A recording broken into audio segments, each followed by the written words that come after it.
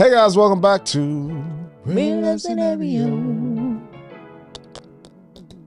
Hi Whoa. guys.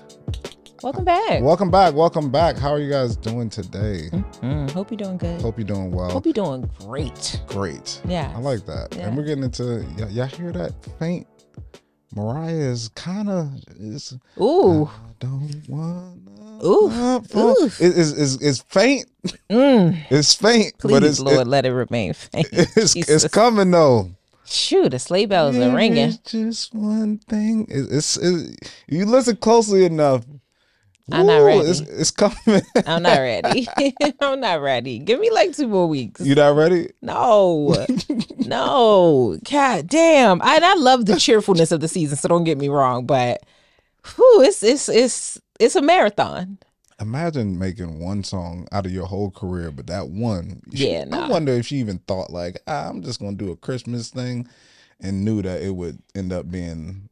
Heck no, she didn't think that. No, nobody that gets that thinks that. It is equivalent to the sun rising, so you know it's daytime. Like when Yeah. you hear that, You know, it just is what it is. Like, no, I don't think any artist dreams that big of themselves. They might even think like this is gonna be a hit, but never. but like I will earn millions of dollars for the entire rest of my life and off my of this kids, one like song. every like. I guarantee you 30, 21, whenever that may be, this will still be the signal.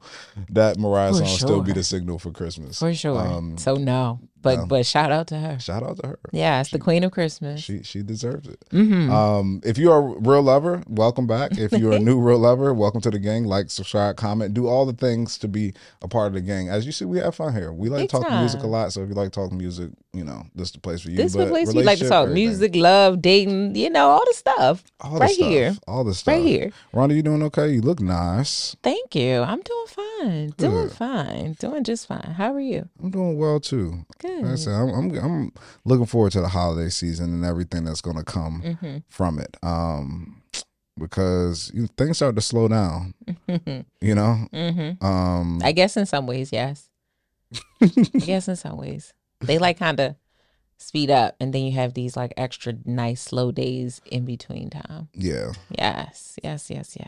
Okay, well, let me read a real lover review. Ooh, my favorite part of the show. Y'all, when you all are being so nice and kind to us, it just means so much. It does. It absolutely means so much. It does. So this is just a real simple one. Solo Garcia 4093 on YouTube. And it was on our last episode. And she said, I felt with this.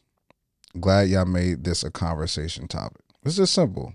Love it. Nice and easy. Love it. And I think I was saying we had never really talked about that type of situation. And it's cool to be able to do that because you don't know who needs to hear it or consider it. Yes. Like we talked about at the beginning of the episode.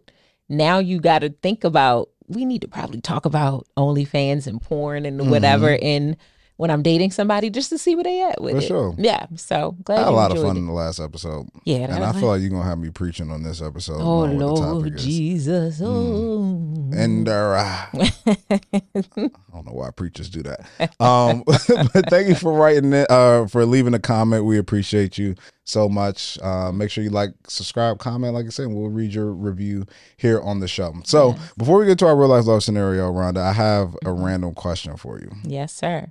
That I need your help answering. All right. And this is based off of a real life interaction that I had, and I can explain it to you as well. Uh-oh. Objectification. Okay. Is a thing, right? Okay. Negative, typically with a negative connotation. Is there ever a point to where it's fine, or like it's not as bad? Yes, of course. Of course. Can I give you my context? Yes. Okay. So story time. I was going to like an event yesterday, right? So I was dressed nice. Had to run in the house. Boom. This is like a Key and Peele skit. Not quite Dave Chappelle, but more like Key and Peele. Okay. So elevator's closing. I run to the elevator, try to catch it. Oh, hand in there. Opens up. There's 3 women in there. Got it. And this is they're like Middle Eastern, like 35 to like 45. Okay. I open, imagine the doors open. It's me. Yeah. They're like, I hear. Oh, you hear this? I hear.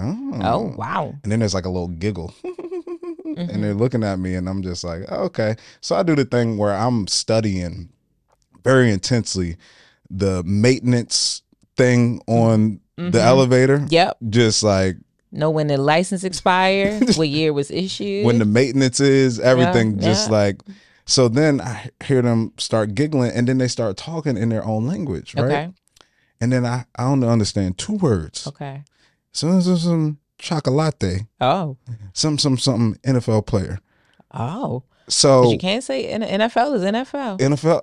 So I feel like it was some objectification, maybe with a mist of racist stereotype in there, For sure. right? Yeah. I Black heard black football player. chocolate football player. And I mean, in So- all fairness, I mean, you were I a black football player. I mean that is that true. had dreams of going the distance. But I feel like the NFL player thing is the same racist mist of like, if I came in sweats with my kava, you think I'm delivering it versus living here? Like it's just that same type totally. I'm not excusing it.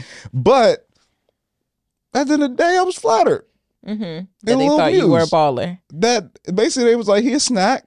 And the way he built and looked, it's like a professional athlete. Sure. I was objectified. You were 100%. Yeah. But I wasn't mad at it. Okay. So I'm wondering, and it made me think like, if a woman was in this situation opposite and it was dudes and a woman and they were acting like that to a woman, would she feel like disrespected? And I'm just trying to figure out that, is objectification like bad? I think it's I think when you first asked the question, I was thinking about something different. Okay. But to answer the question on what you're talking about, that's a person by person thing. If you weren't offended by it, then it's fine. Okay. You know what I mean? Like it's if them kind of like, oh, and doing that was like, that's cool. You know, they think I'm nice looking and they think I'm rich. You know, like it works great. It works. You took both as compliments and that's great for you. I think there's a woman in the same situation that could find it the same way. Like would think like if they heard chocolate and then they heard model or it just depends on what they wanted to describe it as. You know what I mean? Like if they said model, then cool, or like Dancer. I don't know, singer, maybe. But if they said like dancer or stripper, you might be offended. You know, so it just depends on how it was done. Okay. I think the objectifying that I feel like when you ask the question, I think is okay. I think when you are in a industry that is literally based on beauty standards, it's okay. So like when I used to model and I would go on what was called go-sees, you go to try to book gigs. Yes, they are absolutely being like, your jawline is too big. Yeah. You know what I mean? Like, it's like you are absolutely being full on criticized about what you look like. You're being objectified to some degree. Or it's like, if you're booking for a sexy gig, it's like, yeah, you're very sexy, or like, damn, those things might happen. It's like, yeah, it's fine there because that's where it's supposed to be. I mean, less about business, more about pleasure. Yeah. I think it's just all about the person who's on the receiving end of it. I think if you're what about personally for you? Like, it is just there depends on moments to what's where it's like, that's cool, but then moments it's like, all right, that's too much. That's for sure. Gotcha. It's just all about how it's framed and all about how it's done. Like if you use different words, or even if you make sounds, I'm okay with that depending on what the sound is. If it's like, you know, like I know you probably thinking something, but it's not like you like, damn, you look good enough to eat. I don't want that. I don't want that. That's too far. That's gross. You know what I mean? Like, stop. You should have stopped right at the left it there. I knew what you meant. Yes. And that made me feel like, because I feel like, and we can go into the next thing, is that people put, especially when you're going out, you put effort into your look, you put effort into what you're wearing. And acknowledgement of that is nice. Cool. And you know that they ain't worried about your brain or anything. They just looking at what they see. They looking at what they see. And you ain't worried about your brain either. Because if you were, you wouldn't look like you look how you look. You know what I mean? So, I think it's okay sometimes. And as long as it's done tastefully and the person on the receiving end of it is okay with it, then fine. Yeah, tasteful is the key word here. keyword. All right, let's get into our real life love scenario. Yes. This made a lot of stink. Yes. And I was like, we have to talk about it. We absolutely have to talk about it. Kayla Nicole, a model. We just talked about that. A businesswoman in other ways that I don't particularly know, but I do know that she is successful in her own right, primarily from modeling. And she's infamously linked to Travis Kelce, plays for the Chiefs. There you go. Yes. And is now dating Taylor Swift. And We all know that. yeah, I say all of that to say, in some ways, Kayla Nicole came into this particular scenario an enemy already. Yes. Some reason she's been like the bad person somehow in the Travis Kelce Taylor Swift story, although there is absolutely no overlap. Like, they have been broken up for a long time before Travis started dating Taylor. And yeah, but anyway, this particular story, she was on a podcast, on Angel Reese's podcast, and Angel asked what was the craziest thing she did in a previous relationship. And she tells this story about how she was dating a guy. He broke up with her over the phone, and she was hurt by it because things that appeared to be going well. She was about to move in with him, blah, blah, blah, blah. And so Halloween was coming up. And between the breakup and Halloween, she saw that he had started dating someone famous. And she first said she was famous, like she was famous at the time, almost to allude that the person is not famous today. We later find out that she's talking about Tiana Taylor, who is very famous, yes. Okay, even today. And that she dressed up as Tiana for Halloween that year, in a very crazy way. She's acknowledging that doing this was crazy. Yes. That's why she's sharing the story. So she caught so much flack for doing both things, dressing up as Tiana Taylor, knowing that her ex was now dating Tiana, and then kind of shading Tiana by saying she was an actress or was famous. Tiana came out and said that she felt disrespected by the comments. And so I'm just curious to know two things. Yes. One, do you think that was crazy of Kayla Nicole to do? And then two, do you think she should have shared the story? Is sharing the story also crazy? Oh, man. Well, if she acknowledged herself that was her craziest story, then I guess you have to say that. But I mean, the question is, does petty equal crazy? It can, but it doesn't always have to. So I think it was more, if she said, what's your pettiest thing you've ever done? I think that was like a real petty thing, like a jab, because it's like an inside thing that nobody knows. Breaking somebody's windows, slashing somebody's tires, destroying property, that's crazy. But dressing up as somebody for Halloween, nobody really would even know what she was doing, why she did it. Only that person. So it was like directed at that person, and it was very much passive aggressive, not like direct aggression. Is she messy for telling the story? No. I think that, well, I'll say this, is that first we have to stop with the clips and cut-ups. When somebody's being asked something and then they answer it, I think that's different than volunteering it. Like, we didn't hear this until she was asked, what was your craziest moment? I think for a podcast, if you talking about a crazy moment, that's exactly the type of conversation and story that you want.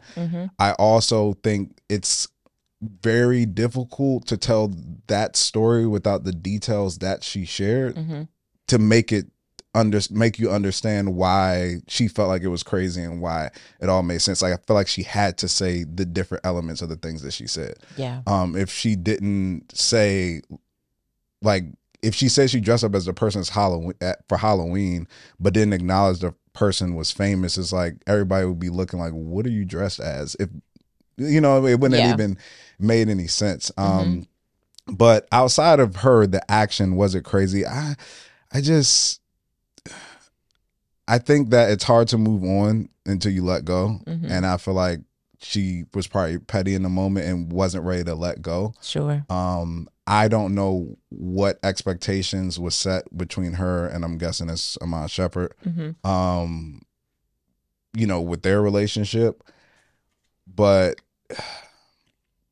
yeah, at the end of the day, he left you for his wife.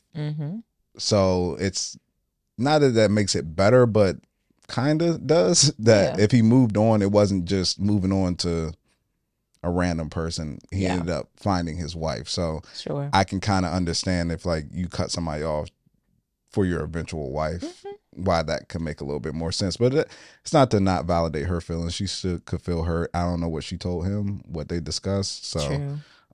Sometimes we get petty in situations. Very and ain't true. nothing wrong with that. Yeah. I mean, it's definitely crazy. And like you said, that was the question.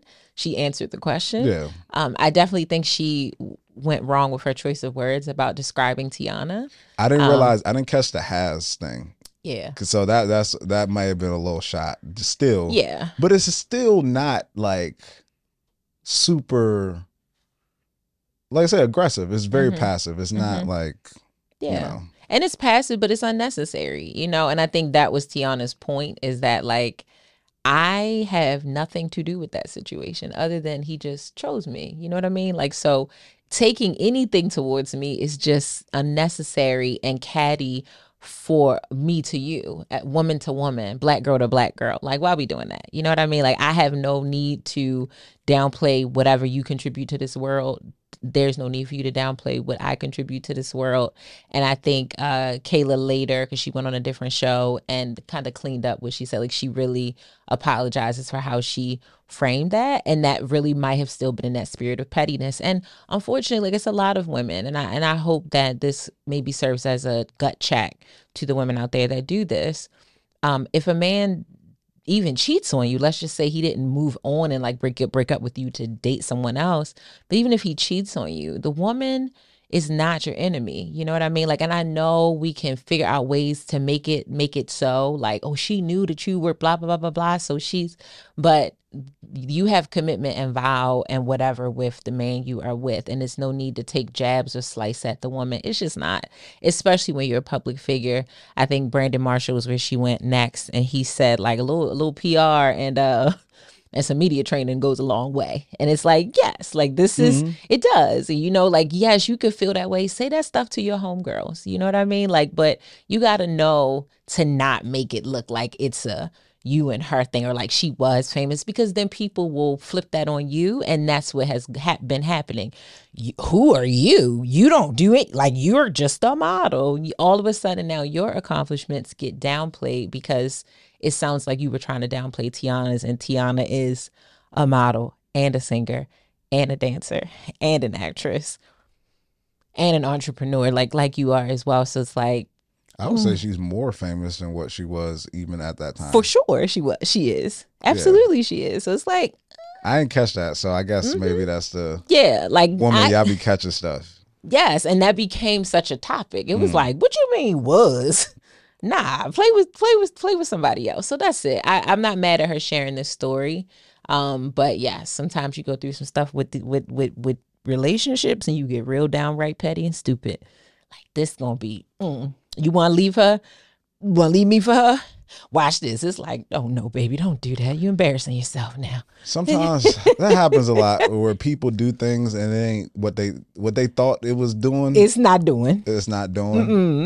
That makes you look psychotic to me. I'm sorry. We all have those moments. We've all had those moments before. Yeah. And it's about learning from them and growing from them. Yes. And I think she probably has. I think so too. Good for you, Kayla. Good for you, girl. Little PR and some media training go a long way. All right. Let's jump into our real love scenario. This week, we hear again from another anonymous lover who says, "Hey, Dre and Rhonda, I absolutely love you guys and have listened to almost every episode. With that being said, I obviously trust and value you guys and the advice you give. Thank you so much. We appreciate that. I'm 27, a homeowner. I have a bachelor's degree and I'm currently enrolled for a second bachelor's. I don't have any children and I'm a devout Christian. My question is, how am I supposed to date? I'm abstaining until marriage and try to bring that up early so men don't feel like I'm wasting their time. It just seems hard to meet someone who's on what I'm on.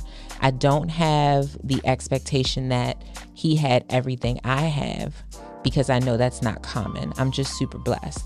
I know I'm at least a little cute, LOL, because getting attention isn't the problem. I feel like once men see that they can't play me, they kind of lose interest. But I want a husband.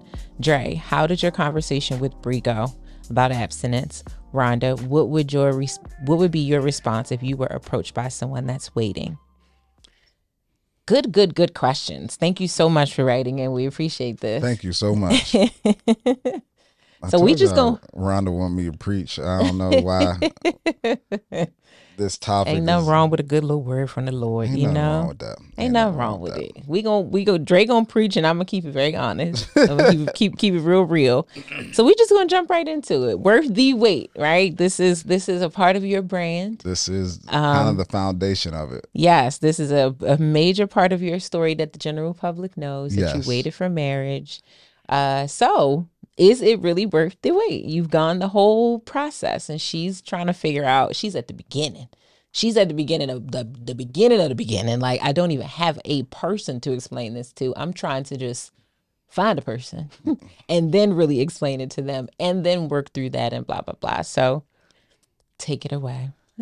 Oh, man. So I'll probably answer a lot of her things in one and probably address a lot of things in one. So was it worth the wait? I believe yes. Yeah. That is my answer. I believe everyone should wait for a time period, whatever makes sense for you.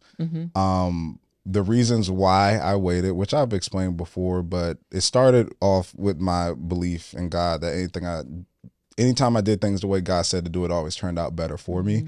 But then it was more like, understanding and attacking dating and finding a wife with intentionality and want to be sober and making that decision and understanding that this person will not only be the mother of my children, but will be the biggest influence in my life. So I just want to attack that with the level of intentionality and sober mind. And when I made the commitment, it was for marriage.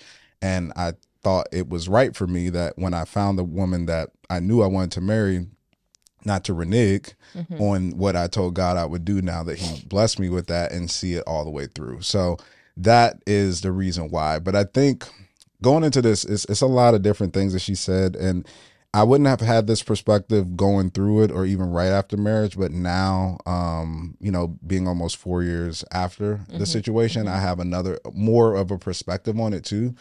And the thing that got me is really telling men up front, and then being a devout Christian, right? And I've had this conversation with somebody recently, and it's understanding when it comes to religion, the difference between religion and relationship. And the distinction is really what versus why, right? It's like, if you're telling me what to do, that's very rule-based. It's very religion based, is very by the book and by the law. But when we go with why lets you understand my heart. So then that ties to relationship.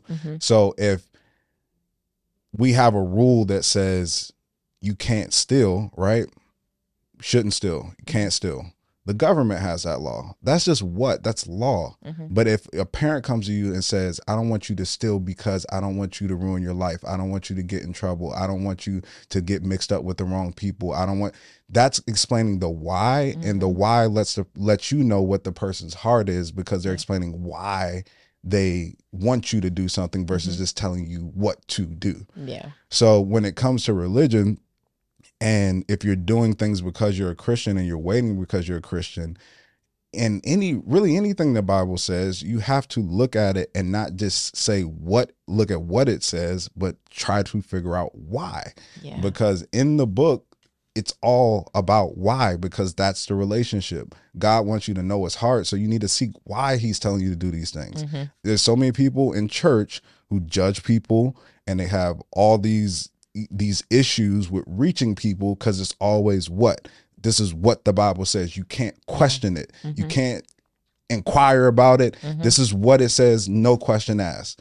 But why can't we dive into why? Yeah. Because if you dive into why, you will see the truth and understand the relationship aspect of why God is asking you to do it. Yeah. So and if that wasn't important, the answer wouldn't be able to be found. Exactly. The why wouldn't be able to be found. So I think even God wants you to explore and understand the full breadth of it, because he gave you the explanation. And he understands that will bring you closer to him once you understand why. Yeah. That's why he uses father-child. Like, I'm looking out for you in that way. Like, I care about you. And if you search for the why. So when it comes to waiting for marriage, don't just do it because the Bible says to do it. Mm-hmm.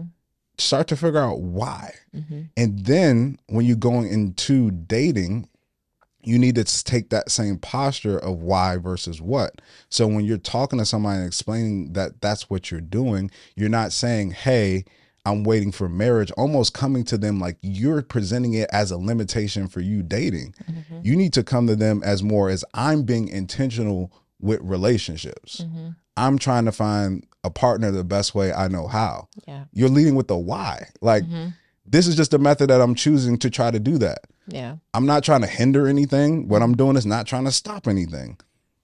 I'm just trying to find a great partner. It's like some people go to relax. Some people drink wine. Some people, we're all trying to accomplish the same goal. You just have different methods. Yeah. But we're not focusing on the rule and the restriction. Mm-hmm. And I think if you lead with that with dating, if you come to somebody and present it as if it's an issue, they might not even think about it as much as an issue. But if you keep presenting it as an issue, they're going to look at it as an issue. Yeah. But if you go about it like almost there's normalcy to it, because it's like, it's not like I don't love sex. I want to have sex. I want to have sex with my person. Mm-hmm. I'm just being intentional about finding somebody. Yeah. And I know that can wait, that there's a lot of other stuff that's going to be important. Sure. You're not making everything about that. You're just making it about finding a person. Mm-hmm. So I think if you focus on that, the why, and have that posture going into it when you're talking to somebody, then you'll, probably have better results. Because typically when we feel some type of way about something, we like to bring attention to something to try to like circumvent any, direct conversation about it. It's like if somebody's like, I know you see this pimple on my face, I just don't worry about it. And it's like, I ain't even. Why did you have to say that? I wasn't even thinking about it, but now did you say it? Like, wow. Ooh, yeah. How long you been dealing with that? Right. It's like you try to address the elephant in the room, but it's like you don't have to do that. Yeah. And I think it's a time and a place. And listen, my thoughts on this, it's like literally split half and half. And that's because like I understand the reasoning for it. I understand the rule and I understand the why. And I believe that doing it God's way or the way that he has asked has wonderful benefits. I do believe that totally. I support and encourage anybody that if that's what you want to do, if that's your walk, if that is what you believe is the way to do it, I'm all for it. I'm all for that. I have no argument to it, even though it's not necessarily my approach. But I honor it and I think it's beautiful and I'll always feel that way.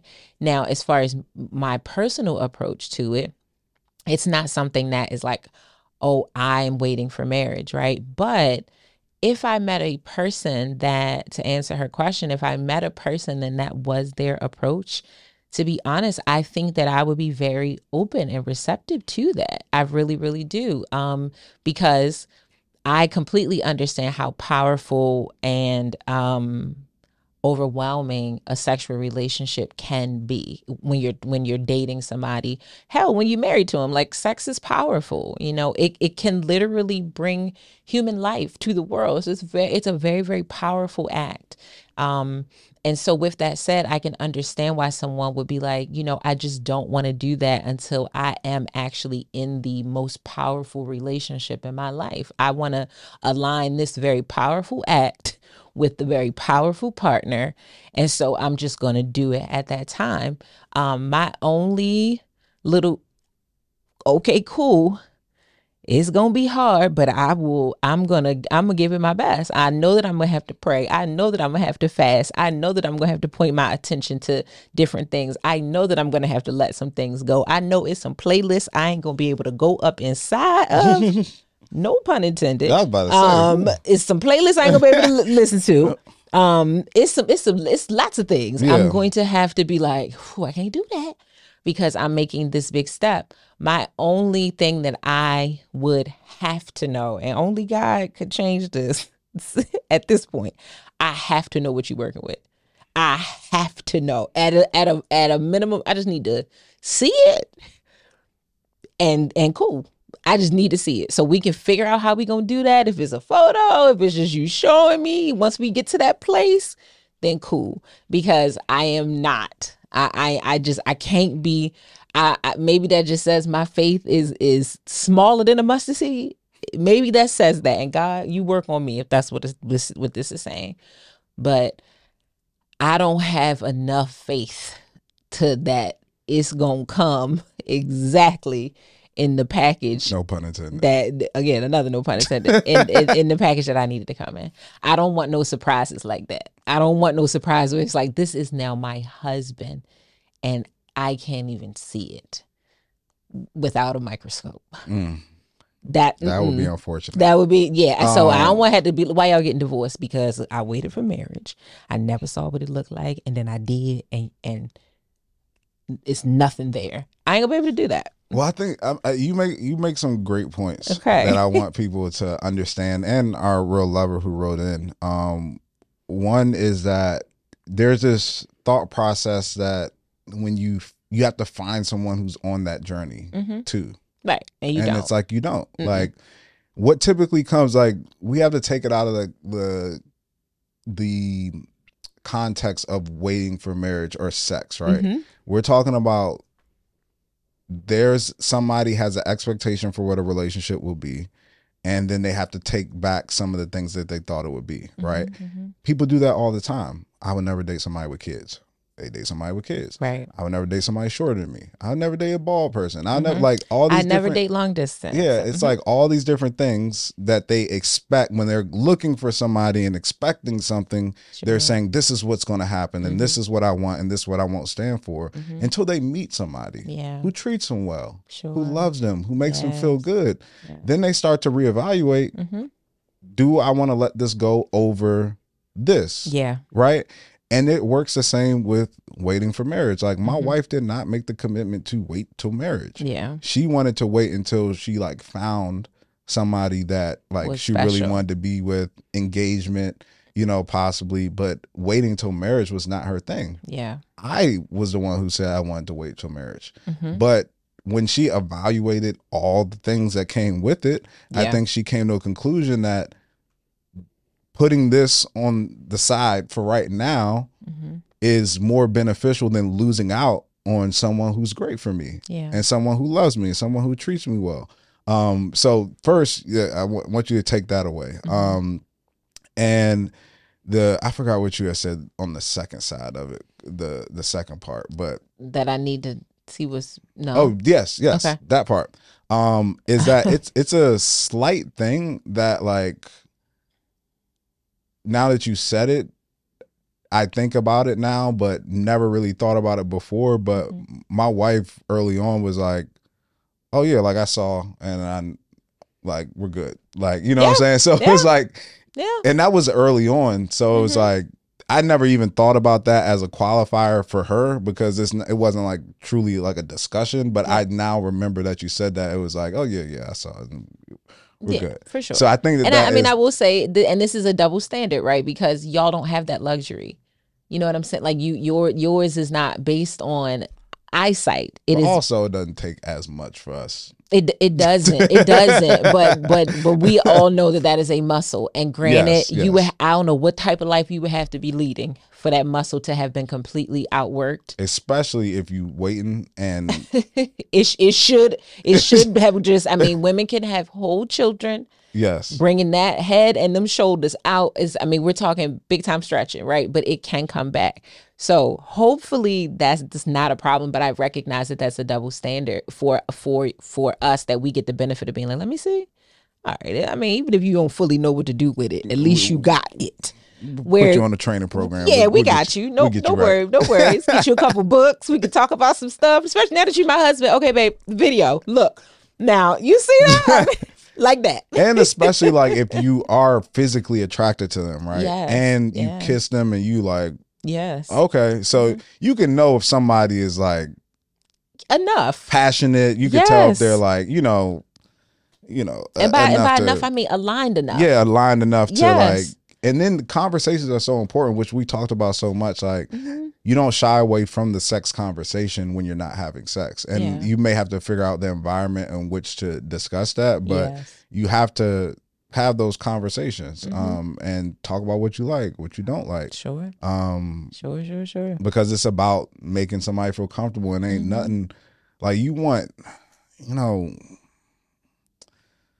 how do I explain this? You want a nice rhythm. Yeah. Like, you know what I'm saying? Rhythm. All the puns intended. We got a lot of no puns.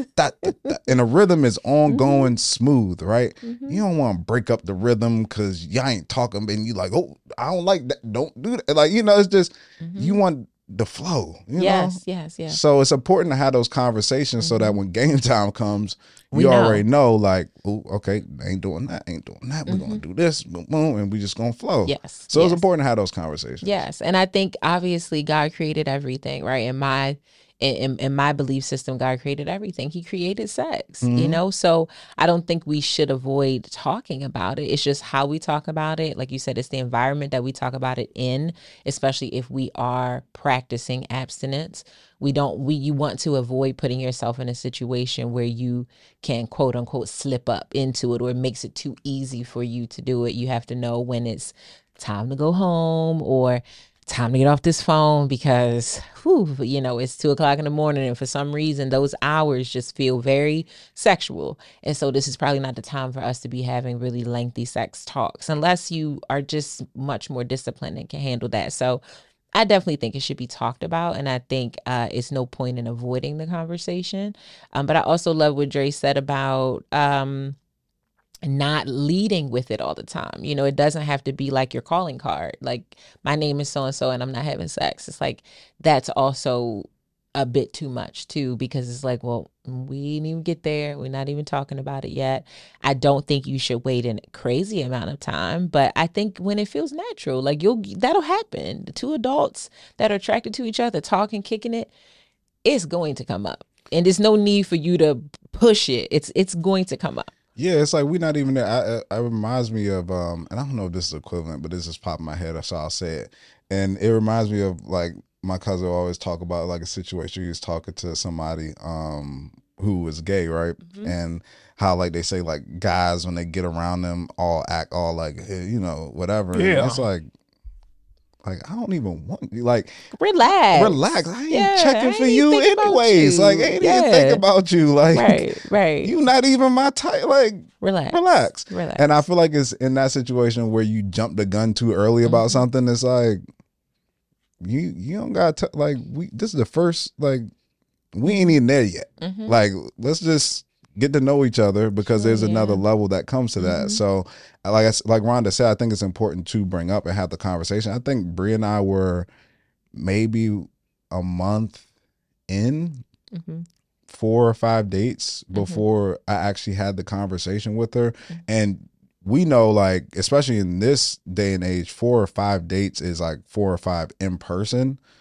But, like, you know, when you first start dating, you on the phone all the time, you talking all the time. So there's been a lot of dialogue to where I didn't even talk about this yet, right? Yeah. Because in my opinion, that conversation is more of a long-term investment into this relationship. We ain't talking about long-term investments if I don't even know if I like you like that yet. Yeah. You know what I mean? Right? Like you said, if it naturally comes up in the conversation, then let's have it. But I don't want you to approach it as a disqualify. Like, you in your mind are using it as a disqualifier already. So you're kind of just like jumping the gun to be like, I'm just going to put this out there just to see. Because he may not want to do that without knowing you, but maybe after getting to really know you and like you, he may consider it. Yeah. But straight out the gate, if you had to ask somebody, again, like I said, do you want somebody with kids? No. Do you want somebody like this? No. Do you want somebody like, if you ask them what they want, but you just have to take the time to see. Yeah. I love, though, that she did talk about how she is understanding that, you know, she just wants someone that is kind of going in the right direction. She knows that she's young to have what she has and Congrats be in the to you, though. Yes, that's amazing. And so it just sounds like you have your head on straight. I think that while the person does not have to be specifically on the same journey as you, I think obviously it's easier if they are. I think it just, it kind of takes the guesswork out of it. You don't even have to deal with the potential like anxious feelings when it is time to have the conversation, because someone could get 4 and 5 and 10 dates and like you, and then you explain this and they're like, you know what I mean? That could happen, and that still sucks because you like them, right? Mhm. Even if it's a new like. So I do think, doing what you can to be in spaces where that is likely, right? Because I can't even say, oh, you go to church, okay? Yep. Like, because everybody in church is not abstaining. Nope. Okay, so it's no real way to guide you around like. When she talked about like, will I successfully date? Sure. I think you find people of like mind the best way you know how. Yes, it could be as spiritual things, but it could also be the same way I meet people, the same way we all meet people, in the grocery store, at the bookstore, at a conference. Again, you really, really, really never know. And I think I shared this a few episodes ago. I have made it clear to those that love me the most, my friends, and we hang out, like, listen, especially my friends that are taken, because you're not out here for you anymore. You know what I mean? So keep your eyes peeled for someone that you think would be cool for me. Like, hook me up. You know what I'm saying? Like, it takes a village. So be considerate of that. And you know what I want. You know what I'm looking for. You could be somewhere and meeting someone and it's like, this is a really nice guy. And he just happened to mention that like he's been abstinent for 3 years. Like, what are the chances? Hey, but so is my girlfriend. She is beautiful and she is so nice. And, let me get your number just in case she might be interested. Run the play. You know what I mean? So I think it's really using your network as well to help you meet people, because it can be hard. It can be challenging. It can even be overwhelming. I share that. It's probably never going to change because of the digital age we are in today. It can be very overwhelming to take on all of these different resources to meet people. But I just think you figure out maybe where you have had the most success and continue to invest time there, or just hope for the best. You never know. If you have spiritual people in your life, spiritual leaders in your life, they may know through conversation with their, let's say you have a pastor friend. He may be having conversations with other members of the church or buddies in his golf club or whatever. That's like, what, I know a really nice young man, and from what I understand, he's on that same. Again, you never know. You closed mouths don't get fed. So one, keep the faith and be positive about it. But know that you can truly meet this type of man anywhere. You really can. Yeah. Maybe not the strip club. Maybe not highly sexual places. You probably won't meet them there. But keep your eyes open and your heart open to it possibly happening, because clearly Dre is a shining example of it. And there are many, many, many who did this. Like, I know they're not together anymore, but Devon Franklin and Megan Good did it. They wrote a book about it and inspired so many others to do it. I know Jamal Bryant is about to get married soon. Didn't Russ and Sierra do it too? Russ and Sierra did it. Jamal is about to get married, and him and his soon-to-be wife are abstaining. You know what I mean? Like, so, and they are older. They're 50s and they're mid-40s. So it's like, it can happen. It's definitely possible. Yeah, and I don't think, going to what you had said in the thing, like, I'll go back to continue to say, don't use that as a disqualifier, because you're like, I don't want to. I say it because I don't want them to think I'm playing games or anything like that. Mm-hmm. It's like, you don't have to look for somebody abstaining. You just have to look for somebody who is intentional about building a relationship with somebody. Yeah, that's what you're looking for, and that's not a bad thing. That's a great thing. Yes. So it's nothing to be ashamed about.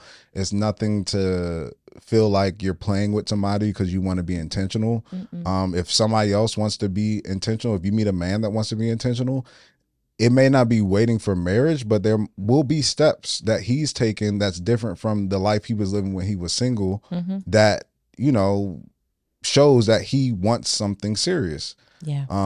So like I said, don't look at it as a negative. Look at it as a positive. Yes. And you have faith, right, in God, and that was what went to a lot of my decisions, is that when the person for you is there, God will reveal that person to you and for you. And he knows what you want and what you need, and your faithfulness to him will allow him to be faithful to you. You know, so you got to keep the faith. That's really, really all it is. That's all it is. It's gonna happen. You're 27. I'm not trying to play that down, but you're 27. I think it's gonna happen, and it's probably gonna happen soon. There we go. We speak that into existence. Yes. I love your approach, and I love that you listen to the show a lot. That of course makes me feel good, because I tend to believe that we give some pretty solid advice. And so that tells me that you care. You know, you care about how you're doing this. And so I think God definitely rewards those who do the right thing. For sure. Who do the right thing. So it's going to be fine, honey bun. You keep good. Us posted. Please keep us posted when you meet him. Okay. We need to start. So when we launch the community, we need to have not a forum, but we need to track the single folks, because just to make sure we get you in the right direction. Yeah, we put them in the right direction so we can, connect some folks. Yes, absolutely. Well, thank you so much for sharing your story. If you want to share your story, go to relationshiprestore.com, click that contact button, and write into the show. We love hearing from you, and we love helping you. Follow us on social media. I'm at Ronnie Cates. That's Dre Smith. And at Relationship Restored. We'll see you next time. Peace.